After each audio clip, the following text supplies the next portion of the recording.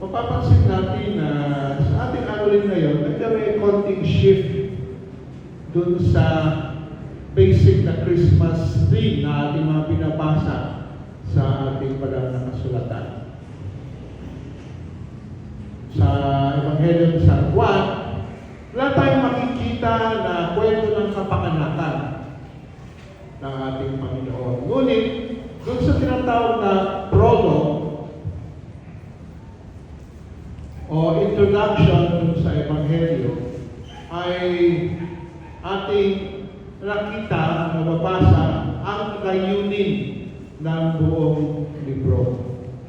Ang libro ni Juan ay may dalawang bahagi, yung tinatawag na Book of Signs o libro ng mga palatandaan at Book of Glory o libro ng kalwalhatian ng Panginoon. Doon sa Book of Signs may ilang mga ginawa ng Panginoon na binigyang diin ni Juan para ipahayag kung sino siya.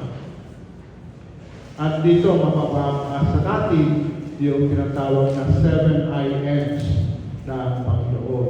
Yung ikalawang bahagi ay tungkol sa kamatayan na ito ay kanyang kalwalhatian. Meron akong gustong bigyang diin dun sa ating binasa na prologo o introduction dun sa libro ni Juan. Una ay pumarito ang ating Panginoon at ng katawang tao. Yung tinatawag natin na incarnation. At kung ating pansinin yung pangalan ng incarnation, andun yung keyword na carne, laman, flesh. So, iniwan ng Diyos sa pamamagitan ng kanyang anak na si Kristo Jesus ang langit at hindi lamang pumarito sa lupa, kundi nagkatawang tao. Yun yung pinaka-basic na mensahe ng Pasko. He became flesh and lived among us full of grace and truth. Naging laman siya at nabuhay sa ating kalagitnaan. Ito ay parehayag na ganun kahalaga ang bawat isa sa atin. Ganun kahalaga ang ating buhay na namuhay ang ating Panginoon sa ating kalagitnaan, hindi bilang Diyos, kundi bilang isa sa atin.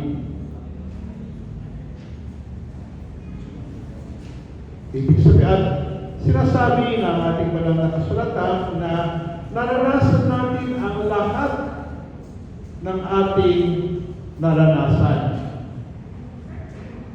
Pati na at lalo na ang kamatayan at yung kanyang kamatayan na hindi lamang simpleng kamatayan, kundi isang kamatayan na napakalupit, napakabigat, napakasakit. Lahat ito para sa atin. Ganon tayo kahalaga. Pangalawa, pumarito siya para ipakilala ang Diyos. Ang Diyos ang masabi sa ating binasa, walang nakakita sa Ama, ngunit kung kilala natin ang ating Panginoong Hesus, kilala natin ang Diyos Ama. Dahil sa pamamagitan ng pag-ibig na ating naranasan kay Jesus, tayo ay naranasan na rin at nakikilala ang Ama. Mahilig akong manood ng mga patotoo sa YouTube at maraming mga patotoo ng Muslim.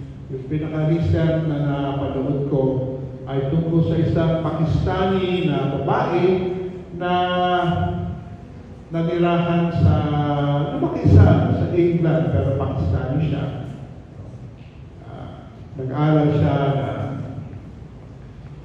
ng Quran, binemorize niya ito, at least marunong siya magbasa. At sinabi sa kanya, pag ikaw ay pupunta sa Mecca, matatagpuan mo ang Diyos. Pumunta siya doon sa Kaaba, at sabi niya, nung ano siya sa Kaaba, meron siyang narinig ng tinig. At ang tinig ay nagsabi, I am the Alpha and the Omega, ako ang Alpha and Omega. Sabi niya, hindi ito ang si Allah, kasi si Allah, Arabic lang ang marunong ang salita niya. So sabi niya, meron siyang encounter sa Diyos, pero hindi ang Diyos na kanyang nakilala sa pamamagitan ng kanyang relihiyon. Fast forward dun sa kwento, dun sa kanyang village, merong simbahan na maliit. Somehow nakira siya dun sa simbahan na yun, umuupo siya dun. Pero pag upo niya dun, nakiki-argue siya dun sa Diyos. Sabi niya, hindi ikaw ang tunay na Diyos dahil iba yung sinasabi sa Quran kaysa yung sinasabi ng mga Kristiyano, sabi niya. Ngunit, somehow, nagsimula siya magtanong, bakit ganito yung aking karanasan? Bakit hindi ko maintindihan o walang coherence yung aking napag-aralan sa Quran nung nakabasa na siya ng English translation ng Quran. Hanggang nagsimula siya magtanong, hanggang sinabi niya, dumating yung pagkakataon na dun sa isang pagkakataon na dun siya sa simbahan, sabi niya, magpahayag ka sa akin, magpakilala ka sa akin.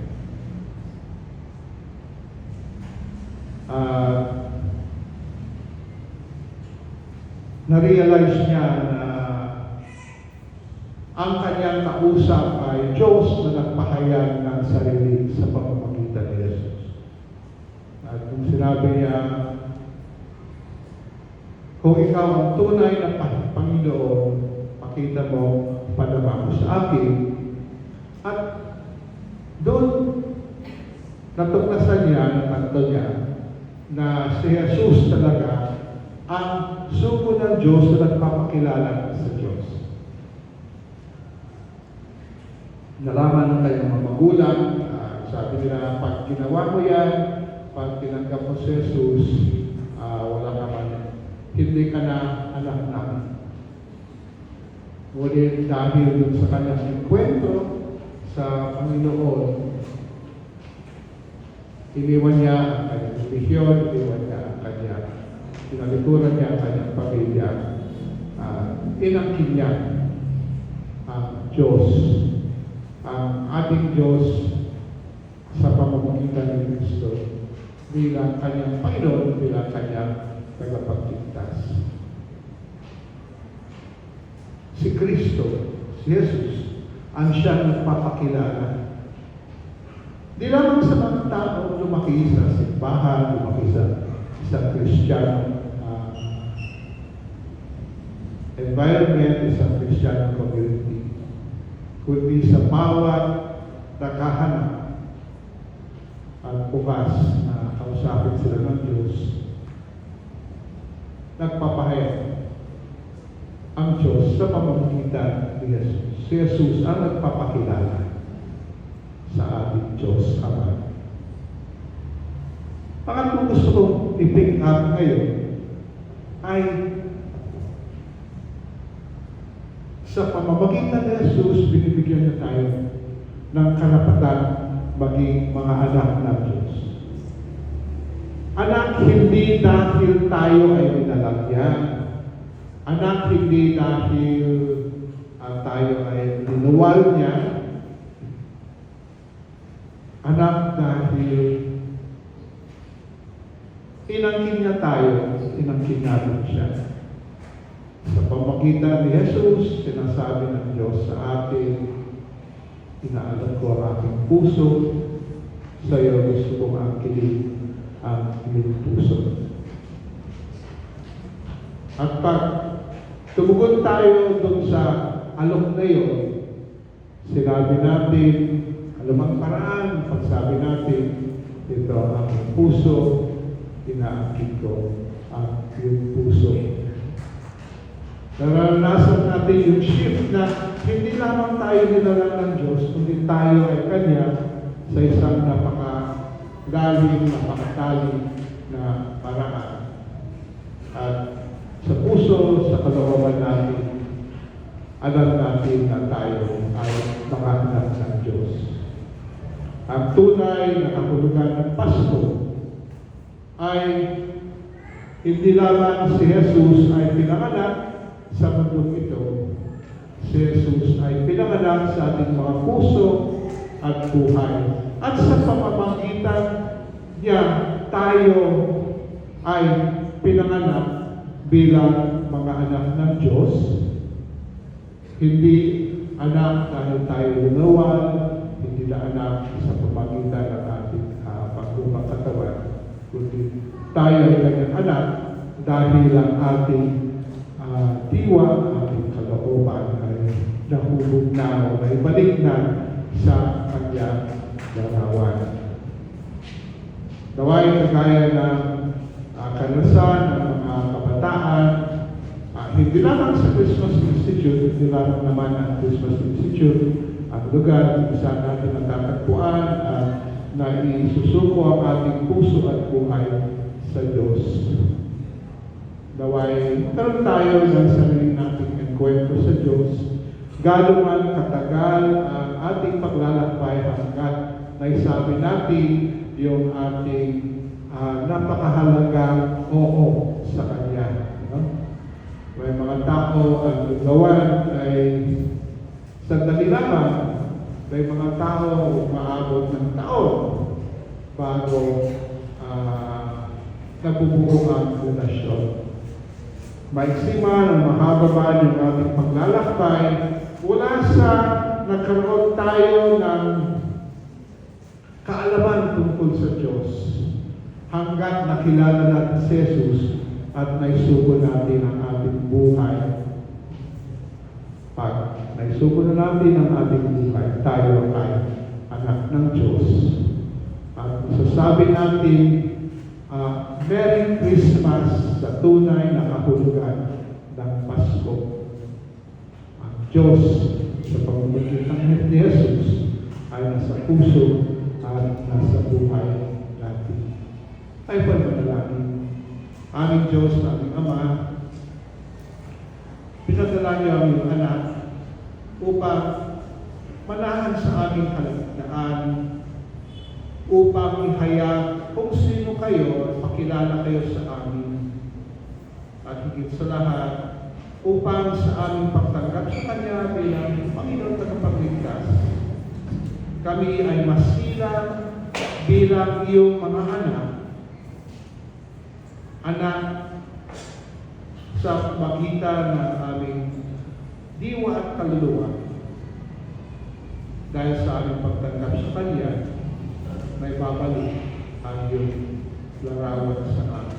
Salamat, Panginoon, itong aming panalangin sa matamis na pangalan ng iyong anak, ang Panginoon na si Kristo Jesus. Amen. Sa maligaya, mabiyaya, pagpalang Pasko sa